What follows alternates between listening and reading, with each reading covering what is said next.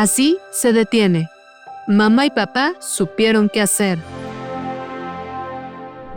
Hola, soy Dulce Galindo, bienvenidos a Así se detiene, un podcast donde hablamos del abuso sexual infantil.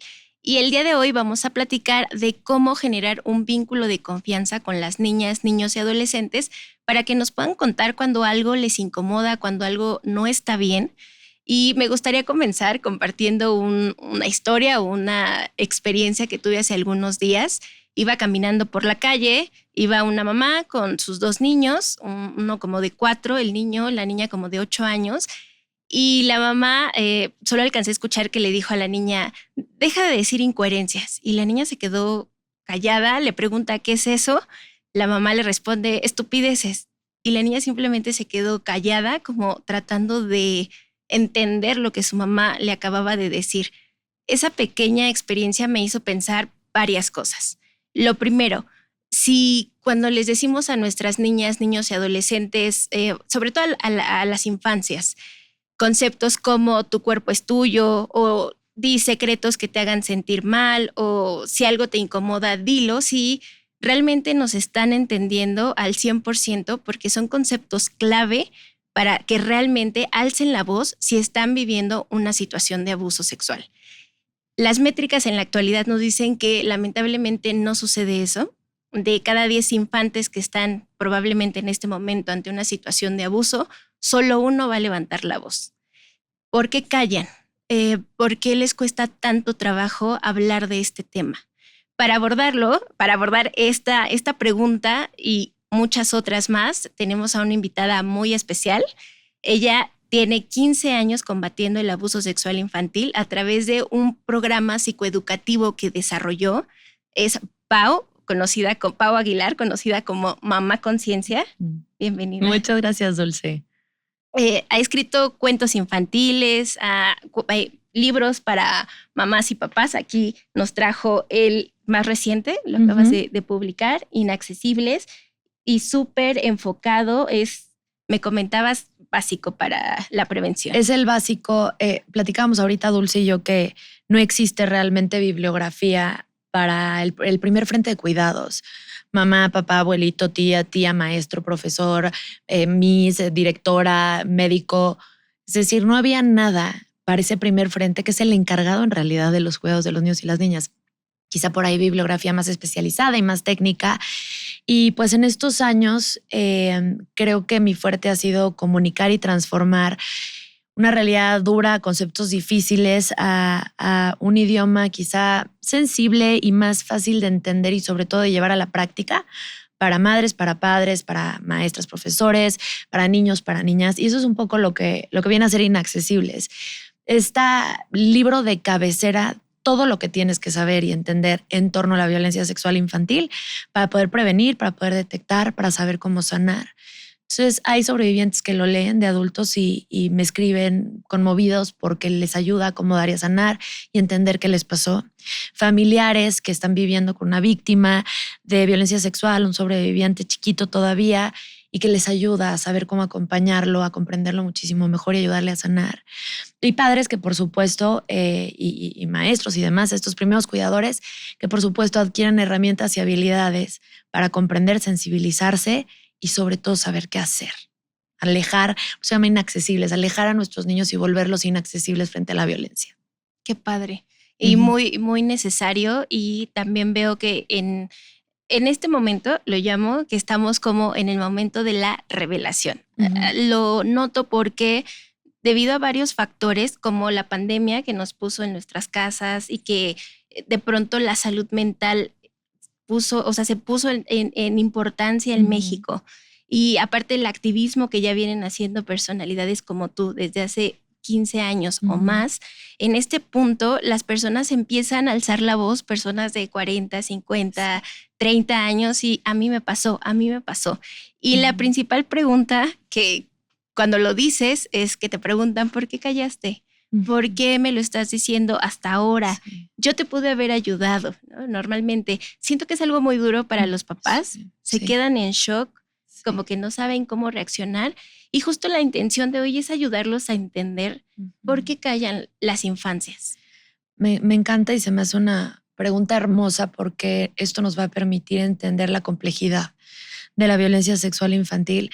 A mí me gusta mucho decir que la violencia sexual infantil no lleva la lógica del sentido común, tiene su propia lógica y a veces parecería ilógica, ¿no?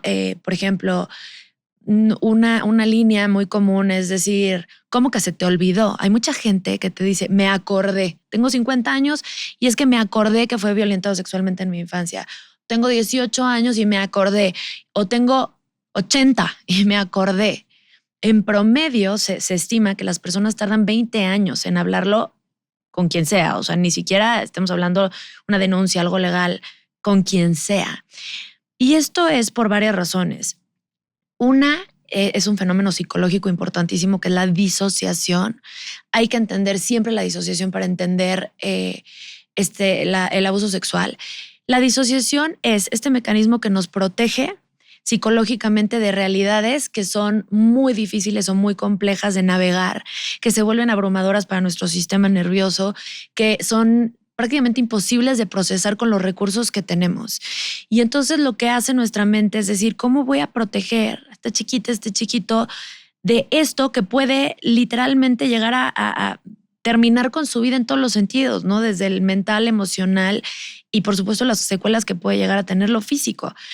Entonces la mente dice, espérame, vamos a hacer una cosa, vamos a encapsular esta experiencia y la vamos a volver desconocida de la conciencia. No deja de existir en nuestra mente en un lugar. Y hay cosas que la van a activar. Y yo siempre digo, no deja de dar patadas. O sea, no significa que no va a haber síntomas, que no va a haber secuelas. Significa que para tu conciencia va a ser muy difícil accesar a esa memoria o ese recuerdo. Y a veces accesamos a él cuando estamos listos por alguna razón, cuando ya nuestro cerebro maduró y tenemos más recursos, cuando estamos en un mejor lugar y nos sentimos más seguros, o simplemente con un detonante como puede ser un olor, un sonido, una voz. A veces pasa que yo cuando me entero de la experiencia de abuso de alguien más, sobre todo si fue abusado por mi agresor, inmediatamente, ipso facto, vienen todos estos recuerdos como una cascada y se vuelve muy difícil. La disociación no es nuestro enemigo, al revés, nos protege y nos cuida, pero a la vez llega un momento en donde tenemos que romper con ella para poder acceder o accesar ese recuerdo. Hay muchos niños y niñas que es por la disociación que no van a hablar. Es decir, literalmente va a haber amnesia, va a haber olvido, va a haber confusión. Tiene diferentes grados la disociación. Por ahí, por ejemplo, está la despersonalización, en donde yo me veo desde arriba. ¿Has escuchado ese fenómeno como de separarse del cuerpo? Luego pasa en las películas y demás, y se ha asociado mucho con fenómenos como espirituales. Cuando en realidad es un fenómeno psicológico, es como verte desde arriba, desde afuera de tu cuerpo, porque no puedes soportar lo que le está pasando a tu cuerpo. Y entonces separarte es una manera de protegerte. Yo no soy eso, ese es mi cuerpo. Hay por ahí en El Brutalista una escena en donde entre esposos, la esposa le dice al marido, no te preocupes, yo sé lo que te pasó, pero eso que nos pasó solo le pasó a nuestro cuerpo. Se me hace durísimo porque claro, así se vive. Muchas veces para proteger el resto de mi identidad me separo de mi cuerpo. Y luego va a ser un trabajo a nivel terapéutico volverlo a integrar. Exacto. Entonces, bueno, ahí está la despersonalización, la desrealización, que es como sentir que estás en una película, como que esto es muy extraño, sí es mi vida, pero no es mi vida, pero me está pasando, pero no me está pasando. Este pensamiento como nublado, borroso, en donde no estoy muy segura si lo soñé o si sí pasó o qué pasó. Y luego la amnesia, que son olvidos temporales, y el olvido permanente. Entonces, hay todos estos fenómenos. También se estima que el 80% de los sobrevivientes nunca jamás lo hablan, se van a la tumba con este secreto. Sí, eso es, sí, hay una parte grave de esto, ¿no? Bueno, entonces la disociación es una razón del silencio. Otra segunda razón, pues, es la cultura de censura, justo el ejemplo del que estabas hablando. Creo que estamos aprendiendo un montón de cosas a nivel cultural con las crianzas progresistas y demás, pero en general como cultura nos incomoda el tema. Lo silenciamos. El silencio, quiero que sepan que es el mejor amigo y el aliado del abusador. Es el que lo protege, es su escudo protector que le permite seguir perpetuando y perpetrando los abusos, que en promedio se estima que son 61 abusos por agresor. Entonces, 61 por agresor. por agresor. Este silencio es lo que va a cubrir o va a encubrir al abusador. El silencio es el yugo del sobreviviente. Es lo que le hace sentir con todo su peso, el peso de la vergüenza, de la culpa, de la inadecuación, de la soledad. Y entonces los relega a un espacio en donde existir no es opción. Existir desde su verdad, desde lo más genuino de su experiencia, no es opción. ¿Por qué? Porque la sociedad no estamos tolerando los relatos, no sabemos sostenerlos. Acabamos diciendo cosas como, ay, sí, después de 20 años, no, sabemos que te lo estás inventando, seguro lo soñaste, tu tío sería incapaz. Quieres llamar la atención. Quieres llamar la atención, siempre has sido tan rebelde, nunca te cayó bien. O, pues si tenías X edad, pues era porque tú querías. O, lo que pasa es que tú eras una niña muy coqueta. O revictimizar. No sabemos cómo responder. Hay mucha falta de información, hay muchísima ignorancia en el tema y nos incomodamos tanto que lo que estamos haciendo constantemente es silenciar al sobreviviente. ¿Y qué creen? Silenciar al sobreviviente nos vuelve cómplices de ese silencio y por lo tanto aliados del abusador. Así de claro. Ok, ¿y hay algo que podamos hacer para... me queda claro que es un mecanismo más de nuestra mente el que le impide a un infante hablar.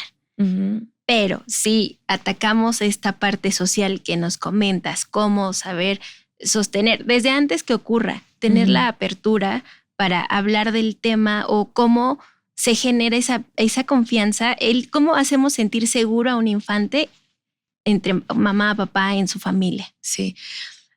Creo que sería la tercera esfera del silencio, ¿no? A lo mejor una esfera tiene que ver con fenómenos psicológicos, mentales que no podemos controlar. Otra esfera tiene que ver con la parte social y cultural. Y otra esfera tiene que ver con el vínculo, con la crianza, con el desarrollo infantil, algo mucho más personal que quizá quienes escuchen dicen, mira, ahí puedo hacer un poco más, ¿no? Digo, en lo social también, el simple hecho de hablarlo, poner el tema en la mesa y no nos podemos dejar de incomodar porque es un tema aberrante, pero tolerar la incomodidad, ¿no? Y saberla manejar. Y en el tema de esta esfera, que tiene que ver directamente con los niños y con el vínculo, voy a retomar un poquito el ejemplo de lo que decías. Esta chiquita que recibió ese mensaje de no digas incongruencias, estás diciendo estupideces. ¿Con qué sensación se queda? ¿No? ¿Qué le dice entre líneas esa mamá? Hay cosas que no me vengas a mí a contar, ¿no? Hay cosas que van a poner en riesgo nuestra relación. Hay un autor que habla de trauma que se llama Gabor Maté y él habla de que existen dos pilares fundamentales en la vida de un ser humano para su salud mental, su desarrollo, etcétera, que es la autenticidad por un lado y el apego por el otro. La autenticidad es la capacidad que tenemos de estar conectados con lo más genuino de quién somos. Lo que quiero, lo que me gusta, lo que no me gusta, lo que me incomoda, lo que me abruma, son esas experiencias que están conectadas a nuestro yo y a lo más auténtico que existe en nosotros y que nos hace ser quienes somos, que podemos o no expresarlas y que podemos o no desconectarnos de ellas. Y por otro lado está el apego, que es la necesidad que tenemos todos los seres humanos, sobre todo los niños, de esta figura de entrada que me ayude a sobrevivir porque los bebés ni la cabeza pueden detener, ¿no? Entonces, que me ayude a sostener mi cuerpo, a alimentarme, a tener una buena temperatura, a quitarme el dolor, a estar aseado. De entrada, como las necesidades más físicas o biológicas. Pero aparte también conocemos, ¿no? Después de John Bowlby y de René Spitz y de todos estos psicólogos y psicoanalistas que han estudiado el vínculo y que el apego y que nos han enseñado que, ¿qué crees? No se trata solo de la supervivencia por un apego físico y biológico, sino que existe un factor afectivo que si carecemos de él, también está en riesgo la vida. Por ahí hay un experimento del emperador Federico hace siglos, ¿no? Él quería comprobar qué idioma iban a hablar los niños si no se les estimulaba. Entonces separó a muchos bebés de sus madres y les dio la instrucción a las cuidadoras de que no podían hablarles, mirarlos a los ojos, no podían cargarlos, como que la mínima interacción, porque quería ver qué idioma iban a hablar. Okay. Según él, pues iban a hablar espontáneamente. Evidentemente hace muchísimos siglos, ¿verdad? Y todos los niños antes de cumplir los 2 años murieron. Y luego vemos las observaciones, por ejemplo, de René Spitz, que veía niños hospitalizados después de la Segunda Guerra Mundial, que eran separados de sus padres antes del 1.5 años por un tiempo prolongado. En una época en donde se atendían las necesidades físicas, pero los papás pues, podían ir una hora a la semana a ver a los niños. Y empezaron a desarrollar algo que él llamó síndrome de hospitalismo o depresión anaclítica, en donde parecía mirada perdida, ausencia de respuesta, incluso si se les movía, se les hablaba, se les estimulaba, se detenía su desarrollo, su movilidad, su crecimiento, y el 38% de ellos murieron. Entonces, son observaciones que hoy por hoy tenemos clarísimo. Las necesidades afectivas de un ser humano son vitales. Y que no es algo natural ni impuesto, porque de pronto hay padres o madres que también te quieren imponer la confianza, ¿no? O sea, tienes que confiar en mí porque soy la única persona que te puede ayudar. Entonces, o lo impones o piensas que se puede generar solo por, no sé, este vínculo biológico, y lo que nos comentas es que realmente es algo que se construye. Se construye, justo. Pero volviendo al tema de la autenticidad y el apego, ¿qué pasa? Es muy frecuente, sumamente frecuente, que los niños sacrifiquen su autenticidad por darle prioridad al apego. Si hay algo que yo veo que me va a generar el costo del apego, yo prefiero desconectarme de mis necesidades, lo que siento, pienso, necesito, quiero, deseo. Incluso pueden volverse desconocidas hasta para mí. Mucho menos las puedo comunicar si no las conozco. Entonces, en ese caso, esa mamá, lo que yo pienso es, ¿qué pasó con esta chiquita? Ella lo que entendió es, para yo poder tener a mi mamá contenta, que no se enoje conmigo, que no se desregule, que no tener yo una consecuencia ni emocional, ni física, ni de ningún tipo, y tener la permanencia de, pues, ese apego, yo tengo que no expresar, callarme lo que pienso, o censurármelo yo a mí misma. Estoy mal, soy una tonta, yo esto que... Y entonces me desconecto del único recurso que como niño tengo, para cuidarme, para saber qué necesito, para detectar mi propia incomodidad y para comunicar cosas importantes como lo sería un abuso. ¿Y cómo podemos, o cómo las madres y los padres, siempre lo voy a defender un poquito, también sé que hay casos que no es así, sin embargo, las madres y los padres pues siempre hacen lo que está en sus manos, a veces no tenemos muchos o no se tienen muchos recursos, pero ¿qué podría hacer una mamá?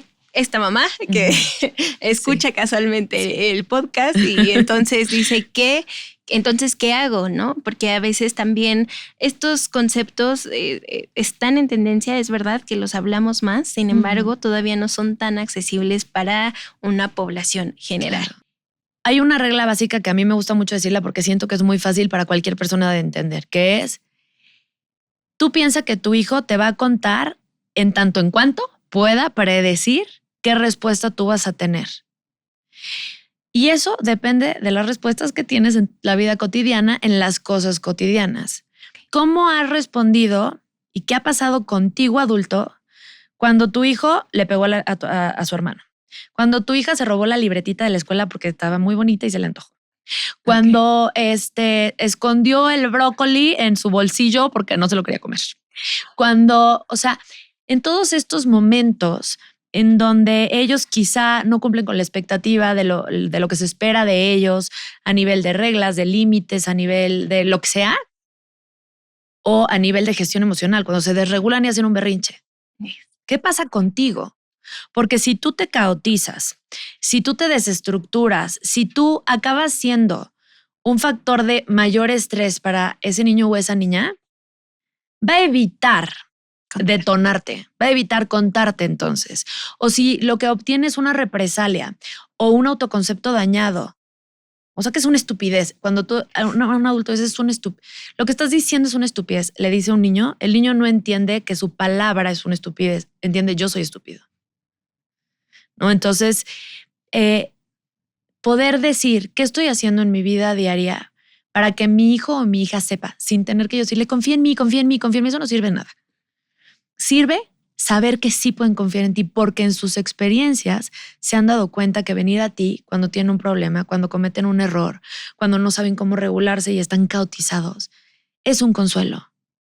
Tú les ayudas a transitar el problema, transitar la emoción. No les solucionamos, que tampoco les viene bien, necesitan desarrollar habilidades, pero llegan a ti, tú le dices, ok, lo que te está pasando es que estás muy triste. Últimamente cuento mucho el ejemplo de mi hijo, soy mamá de 3. Ok. De mi hijo el chico que tenía por mascota una mantis. Para los que no saben, una mantis es un bicho.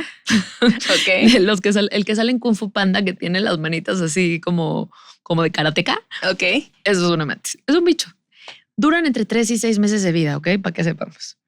Y él moría por una mantis y investigamos, vimos que no era una mascota. Híjole, no es una mascota, mejor pensemos en algo más. Y un buen día apareció mágicamente una mantis en mi jardín. Y pues nada, tuvimos una mantis por mascota, que por supuesto que vivió con nosotros 2 meses y medio. Y cuando se murió, mi hijo estaba desbordado de tristeza. La reacción de sus hermanos fue intentar solucionar. Y entonces la hermana hizo una operación matemática para decirle qué porcentaje de su vida vivió con él, y el hermano investigó la raza específica de esa mantis. Y entonces, como queriendo solucionarle. Lo que él necesitaba no eran soluciones. Lo que él necesitaba era contención y acompañamiento para transitar una emoción pesada, dura, difícil, como era su tristeza. Cuando yo vi esto, me llenaron de ternura, por supuesto, mis hijos, porque era una buena intención, pero se me hizo un excelente momento para enseñar esto. Y ahí les dije, fíjense, él sí sabía que se iba a morir, sabía que duraba muy poquitos meses, sí sabía de la raza, sabe que la mayor parte de su vida en porcentaje vivió con él. En realidad no es un tema de resolver qué pasó, sino simplemente siente mucha tristeza. Y la siente porque le gustaba mucho, porque él quería mucho a su mantis, era importante para él. Nuestro trabajo como su familia, lo único que tenemos que hacer es acompañarlo.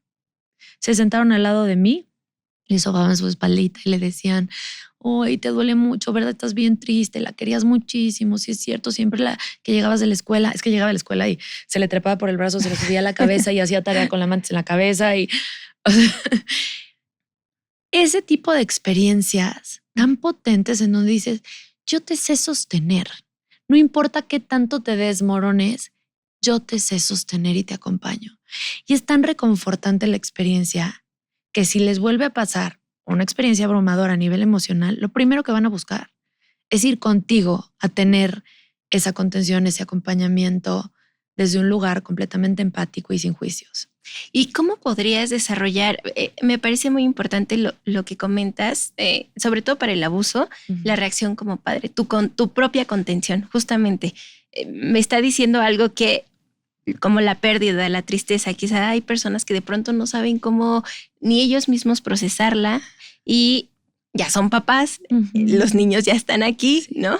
¿Y qué podemos hacer para pequeñas cositas para aprender a regularme? Como dices, si le digo algo, ya sé que se pone violento mi mamá o mi papá y no sé, ya se quiere ir a pelear con tal persona. ¿Cómo hago un primer ejercicio simple para darme cuenta que yo me estoy me estoy desregulando y cómo volver y conectarme con lo que mi niño me está diciendo o mi niña me está diciendo? Hay que tener como muchos contextos específicos en la cabeza. Por ejemplo, ajustar las expectativas. Queremos a veces que los niños obedezcan y que obedezcan a la primera y que sean educados y que cuando en realidad lo único que estamos haciendo es buscar que se sometan, que le den prioridad a las necesidades del otro por encima de las suyas, ¿no? Entonces, primero tenemos que entender muy bien todos estos temas para ajustar nuestras expectativas y no caotizarnos frente a, por ejemplo, simplemente enterarnos de desarrollo infantil. Los niños entre los 2 y los 5 años van a hacer berrinches. Y no significa que son maleducados y no significa que son groseros. Significa que están pasando por una etapa en donde su cerebro está madurando para adquirir el proceso de autorregulación. Y la única forma para aprender a autorregularse es desregulándose. Los berrinches son las clases de regulación. Así como quiero que aprenda a nadar y lo llevas a una alberca con un profesor. Ok, ¿quieres que aprenda a ser un niño regulado? Necesita ir a sus clases y sus clases son los berrinches.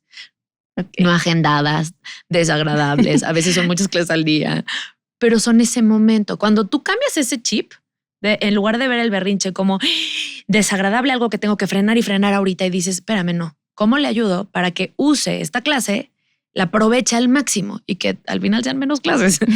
¿No? Cuando cambiamos ese chip como papás, entonces nos aproximamos de un lugar diferente. El nivel de frustración es menor y entonces la emoción que tenemos que gestionar va a tener un volumen más bajito, es más fácil.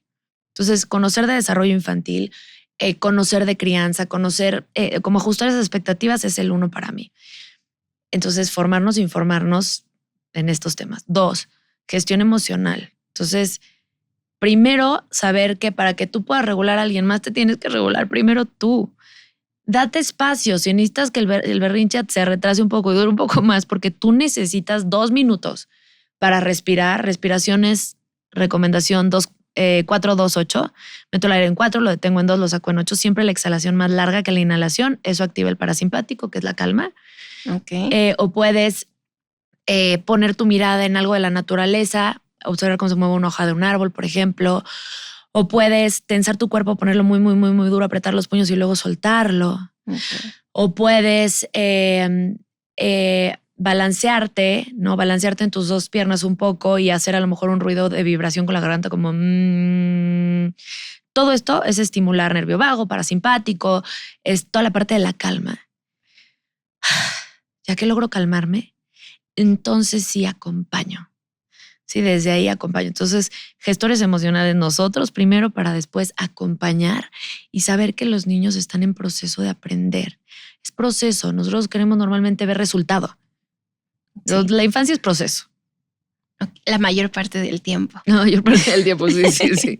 Muy bien. Y ahora bien, ya cuando tenemos armado o ponemos en práctica estos consejos que nos comentas y obviamente ampliar nuestra educación como madres y padres, también se tenía esa creencia como soy mamá o soy papá y pues ya, ¿no? Te hago lo que puedo. En realidad hoy tenemos más herramientas para realmente educarnos y hacerlo cada día lo mejor posible. O sea, no se trata de que, no es que estemos completamente mal, siempre queremos hacerlo mejor, pero sí necesitamos y tenemos herramientas para prepararnos hoy.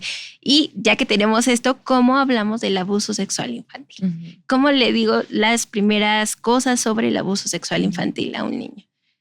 A ver, la psicoeducación en temas de sexualidad y una psicoeducación sexual integral, o sea, que no solamente hable de lo biológico, sino también de lo afectivo, de lo neurológico, de lo relacional, etcétera, siempre va a ser importantísimo, pero más que hablar de genitales, que sí, o sea, es importante hablar de genitales por sobre todo 3 razones. 1, para que nadie los engañe. Me han tocado muchos pacientes que se creen lo que les dicen de temas de sexualidad porque no tenían ni idea y piensan que así tiene que ser y que es lo que todo el mundo le pasa y demás. Entonces, 1, para que no se dejen engañar, que sepan las cosas como son. 2, para que tengan los conceptos y las palabras para poder pensar y luego, si es posible, comunicar lo que vean o vivan. Y 3, para que sepan que ese tema sí se habla y sí se habla contigo. Por eso nunca deleguen que alguien más vaya a darle esa formación a tus hijos. Nos toca hablarlo nosotros. Yo tengo por ahí varios cuentos infantiles que son como herramientas para que quien se sienta perdido en no sé cómo decirlo, ok, ahí están mis cuentos, hay cuentos de otras personas también muy valiosos que nos ayudan a saber qué decir y cómo decir, ¿no? ¿Cuál sería uno de estos cuentos? Un ejemplo. Por ejemplo, hay un manual que se llama ¿Cómo le digo? Justamente. Okay. Y abordas todos los temas de sexualidad, desde cómo le digo cómo se hace un bebé, cómo le digo por qué los genitales son importantes y se cuidan tanto, cómo le digo que es un abuso, cómo le hablo de pornografía, cómo le digo de las relaciones sexuales, cómo le digo de otras maneras de tener bebés, cómo le digo. Entonces vienen como muchos temas de forma súper breve, con diálogos sugeridos, literal mis palabras, el idioma niño siempre digo, y dibujos muy lindos porque son dibujos suaves, son dibujos adecuados. Entonces, ese me parece fundamental. Entonces, bueno, por eso es importante la información. Pero más que la información, la prevención está en 3 cosas. 1, que los niños estén conectados con su incomodidad corporal, que la tenemos desde que nacemos, ¿no? Un bebé tiene frío y ¿qué hace, Dulce? Se tapa o tiembla. Bebé recién nacido. Tiembla. Tiembla, ok. ¿Y tiene dolor y qué hace? Llora. ¿Y tiene hambre y qué hace? Llora también. Llora. Y tiene, o sea, un bebé siente la incomodidad clarísimamente y la expresa. Normalmente llora. Frío llora, hambre llora, calor llora, sueño llora, dolor llora. Entonces, sí existe esta potencialidad en el ser humano. Sí, de estar en contacto con algo corporal, sí, sensible, que nos ayude a determinar cuando algo no está bien para nosotros. El punto es que culturalmente los vamos desconectando. Dale un beso al abuelo, se va a poner triste. ¿Qué estamos diciendo? Lo que tú sientes, eso no importa, eso no le hagas caso. Aquí lo único importante es cuidar los sentimientos del adulto, complacer al adulto. Entonces los vamos desconectando de esa voz. Pero si nosotros educamos, permitiendo que estén en contacto con su incomodidad y expresándola, aunque no siempre van a poder, en el cuerpo sí, en el cuerpo ellos mandan. En otras cosas, simplemente detectar y expresar, nosotros recibimos y validamos. Por ejemplo, es que no me quiero poner el uniforme de la escuela, yo no quiero ir. Nombro y valido la emoción. Uy, entiendo, la verdad está más padre quedarte en la casa y la pijama es más suavecita y sí, es cierto, es más cómoda. Entonces, estoy nombrando la necesidad y le estoy validando. Oye, ¿qué crees? Te escucho, entiendo la experiencia que tienes. Este es un lugar seguro para que tú expreses todo lo que necesites y yo lo recibo. Y sin embargo, después pongo el límite. ¿Pero qué crees, mi amor? A la escuela sí tenemos que ir. Exacto. ¿No? Entonces, sí voy a educar, sí voy a poner un límite, pero permito conexión con el cuerpo, expresión de todo lo que se siente a nivel interno, ser este contenedor que recibe y es capaz de entender y empatizar y conectarse. Eso ya da una experiencia completamente distinta. Entonces, en la vida cotidiana es conectarlos con su incomodidad, que sepan que esa incomodidad tiene una autoridad y que ellos pueden expresar un límite a partir de esa incomodidad, sobre todo lo que tiene que ver con su cuerpo. Pero es que a mí me encanta darle besos y abrazos y es que a él no le gusta, soy su mamá, ni modo. Pues no, mejor mamá, vete a satisfacer tu necesidad de besos y abrazos con alguien que sí le gusten. Exacto. ¿No? Y encuentra otra manera de expresar cariño que sea respetuosa para tu hijo o tu hija. Sí, sobre todo que hay zonas, leyendo sobre estos temas, hay unas zonas del cuerpo que ahí es donde viene la alerta o, como dices, la incomodidad natural. No es lo mismo de pronto que mi mamá o alguien que yo quiero y que siento la tranquilidad me haga cosquillas o me haga pucheritos en la pancita o de pronto el muslo. Veo que muchos papás o mamás de pronto acarician el muslo de los bebés, ¿no? Uh-huh. O la espalda. Y justo creo que ahí es por donde se cuela probablemente el abuso de las personas, porque si estamos hablando que son personas muy cercanas y de pronto me hacen cosquillitas, pero como dicen, no se siente igual que cuando me abraza mi mamá o alguien que yo quiero. O sea, esa incomodidad es la que tendríamos que hacerle saber que es cuando...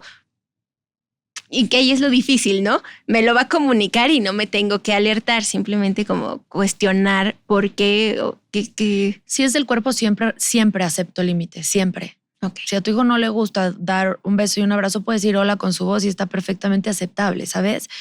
Yo siempre digo que todo lo que son cosquillas, luchitas, pucheritos, no les sabía ese nombre, pero ahora sé el nombre, si lo podemos evitar, mejor. ¿Por qué? Porque es totalmente innecesario. Hay miles de maneras de mostrar cariño que no confunden. Las cosquillas son súper ambivalentes. O sea, sí. Yo, Paula, las cosquillas me dan risa y las odio. Pero mi cuerpo responde riéndome y es incongruente con lo que yo deseo. Uh-huh. Entonces mando un mensaje que es incongruente y confunde a quien sea que me quiera hacer cosquillas. Y yo realmente me estoy incomodando. Entonces, para un niño, yo soy adulta, yo sé reconocer la ambivalencia, pero ellos no. Entonces... Y empiezan a normalizar y a desensibilizarse, lo que decías ahorita, las nalgas, ¿no? Tú le puedes decir a tu hijo tus nalgas y ahí viene el otro punto de prevención, que es congruencia y consistencia en los mensajes que mandamos sin hablar. Por ejemplo, si yo digo a mi hijo que su cuerpo es privado, pero se manchó de jugo en la fiesta infantil y lo desvisto ahí enfrente de todo el mundo, híjole, puedo decírselo 1001 veces y él lo puede repetir como periquito perfecto y divino. No vas a saberlo reconocer. Tú no sabes cuántos niños yo he recibido que vivieron violencia sexual y sabían repetir perfectamente bien cuáles eran sus genitales y que nadie los debía de ver y tocar. No está en la parte verbal y racional. Está en toda esta congruencia, consistencia, por supuesto, supervisión de los padres porque supera las posibilidades de los niños. Pero esta parte es fundamental, los mensajes que mandamos sin hablar. Entonces, si yo le digo, tus nalgas son privadas, pero se las pellizco porque están deliciosas, y la abuelita le da palmaditas en las nalgas porque, ay, mi hijito, y es una manera de demostrar cariño, ¿qué va a pasar con ese niño o esa niña? No va a saber reconocer cuando alguien más también le toque las nalgas. Así es. Con otra intención. Porque ya normalizó y ya se desensibilizó. ¿Quieres que tu hijo o tu hija sepan que su cuerpo es suyo? Enseña. ¿Cómo les enseño espacio personal? ¿Cómo les enseño a tener una voz sobre su cuerpo, poner límites, leer lo que dice su cuerpo cuando ellos ni cuenta se dan conscientemente? ¿Quieres que sepan sobre las acciones privadas? Pues, ¿qué crees? Aunque tenga 3 años y está aprendiendo a ir al baño, le ayudas a sentarse quizá y te sales. Me llamas cuando me necesites. Y solo decir eso es decirle, este es tu espacio, esta es una acción privada y yo solamente intervengo con tu cuerpo mientras tú no sepas o puedas hacerlo solo. Exacto, ya hay una congruencia entre lo que le estás diciendo y él está experimentando. Pau, muchísimas gracias. Este tema da para muchísimo más. La intención es justo ofrecer información encapsulada de a poquito para que podamos ir procesando también nosotros la información como madres, como padres. Cuéntanos tus redes sociales para que te puedan seguir, por favor. Claro que sí. Estoy en redes sociales como Mamá Conciencia. Tengo una página web que es www.mamaconciencia.com. Ahí encuentran todo lo que doy, cursos, talleres, capacitaciones, formación a profesionales, cuentos, libros, todo lo que existe un poco desde conciencia. Y en redes sociales, por ejemplo, Instagram es mama.con.ciencia y todo lo demás Mamá Conciencia. Muy bien. ¿Y tus libros dónde los podemos adquirir? ¿Dónde? Inaccesibles, si viven en la República Mexicana, está en cualquier lugar, está en librerías, en plataformas digitales, en todos lados. Si no vives en la República Mexicana, en ellibrero.com, lo mandan a cualquier parte del mundo. Y mis cuentos infantiles, esos solamente están en mi página de mamaconciencia.com. Ok, muy bien. Muchísimas gracias por estar aquí y muchísimas gracias por acompañarnos en un episodio más de Así se detiene. Los invitamos a seguir nuestras redes sociales. En Instagram estamos como El Heraldo Podcast y en Facebook El Heraldo Podcast. Nos pueden buscar con el hashtag Así se detiene. No hay que juzgarnos, hay que ser compasivos, pero sí hay que educarnos, que es muy importante, ¿no? Nos vemos en la próxima. Muchísimas gracias.